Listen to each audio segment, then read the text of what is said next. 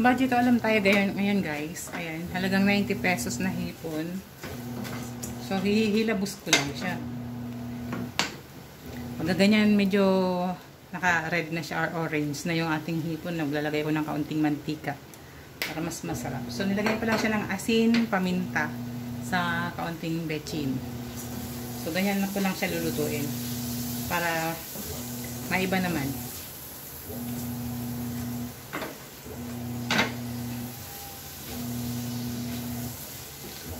So, ganyan, pinakula ko lang siya sa kawali. Then, pag nung wala na siyang tubig, lagyan ko na ng kaunting mantika.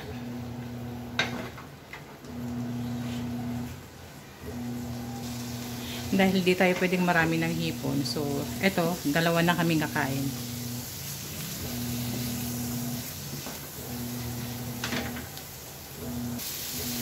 Okay, so okay na to guys. Dahil mabilis naman maluto yung ating hipon. So, okay na yan.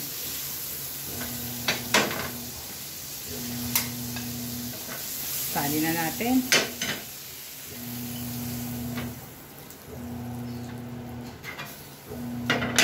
So, ito hindi ko na hugasan dahil magigisa tayo ng gulay.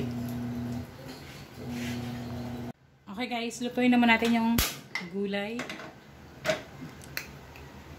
Maglagay tayo ng mantika, panggisa. Okay, mainit na yung ating mantika. So, unahin natin yung bawang.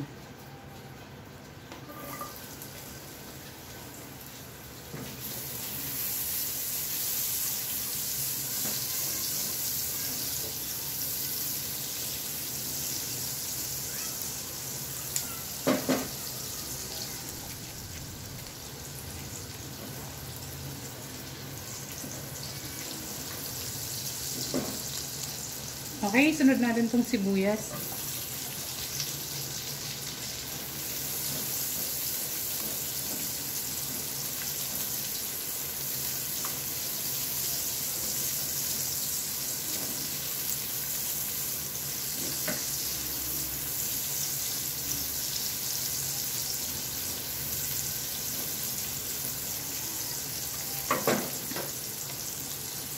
At maglalagay ko ng kamatis. Isang piraso lang itong kamatis. Lutuin natin yung kamatis hanggang sa lumambot na ng gusto. Yung madali na siyang madurog.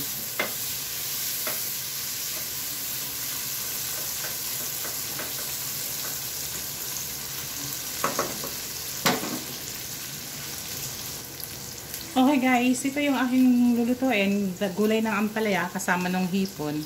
Etong ampalaya, so ganito ko siya hiniwa. Nilagyan ko siya ng asin. Binabad ko siya sa asin na may tubig para mabawasan yung pait. Kasi hindi lahat kumakain ng mapait, no? So hindi mahilig sa mapait yung iba. Pero para sa akin, okay sa akin yung mapait. Kaso yung kasama ko sa bahay, hindi mahilig sa mapait. Okay na itong kamatis. Malambot na at luto na. Lalagay ko na yung ampalaya.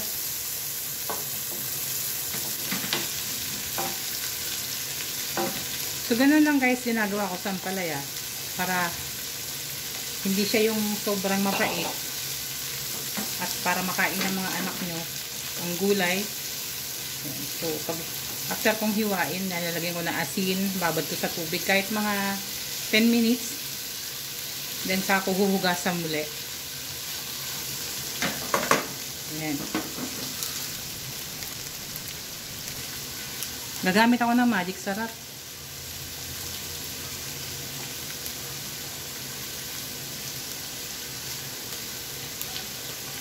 So, hindi na muna ako mag-aasin, no? Para hindi naman natin mapaalat yung ating niluluto. So, mamaya na lang pagkatitikman na pagluto na.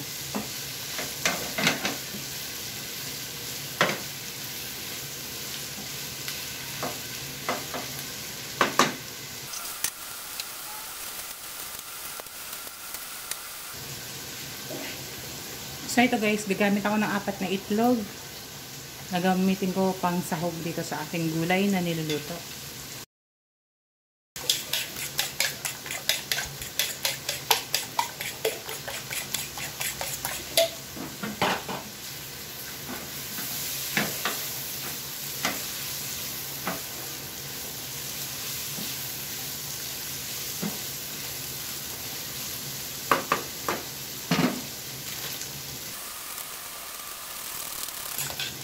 So, itong itlog, nilagyan ko rin ng asin at sa kaunting betchin.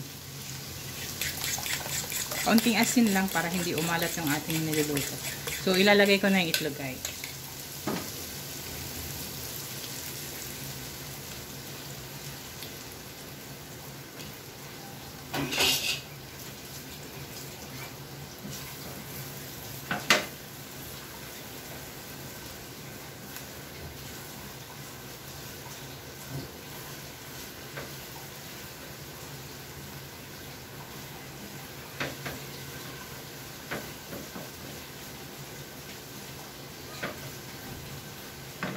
Kaya muna natin maluto yung itlog.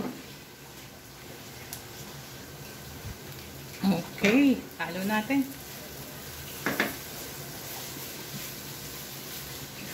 Para magustuhan nyo yung lasa ng itlog, kailangan luto yung itlog para hindi malansa. Okay lang kung kakainin ng mainit pa, no? Yung pagka hindi ganong luto ang itlog. Pero pagka medyo tagal-tagal pa kayong kumain, kailangan lutuin yung itlog para hindi malansa.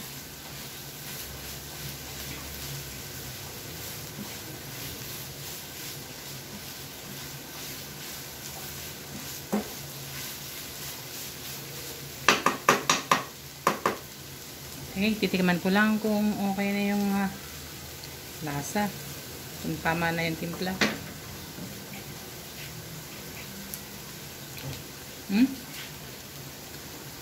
Okay na siya, guys. Hindi na kailangan ng asin. Magic sarap. Yung itlog nang okay na. Konting asin sa itlog. Okay na.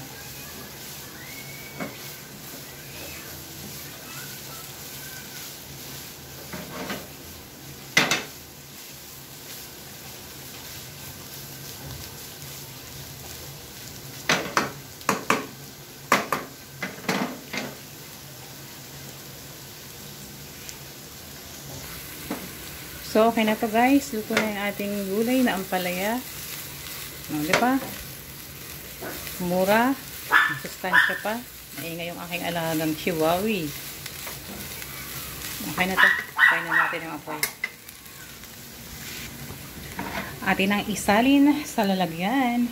Okay, medyo doon ako nagluluto sa labas, guys. Dirty kitchen. So, ito na, guys, yung ating nilutong ampalaya. Budget ulam. Mura na, masustansya pa. At naku, masarap pa. Ayan. So, dito ko siya nilagay sa microwavable kasi yung kakain tulog pa. Ang mga panggabi. Or gising sa gabi, kumbaga. Kaya, dyan lang siya para safe. Tatakpan lang natin pag lumamig na. Okay na okay yung ating ulam sa ngayon. Budget ulam. Halagang wala pang 200 to, guys. O, diba? Okay, maraming salamat sa panonood. Sana nagustuhan niyo ating recipe sa ngayon. Budget ulam para sa tanghalian. Panlasang Bicolano po. Bye!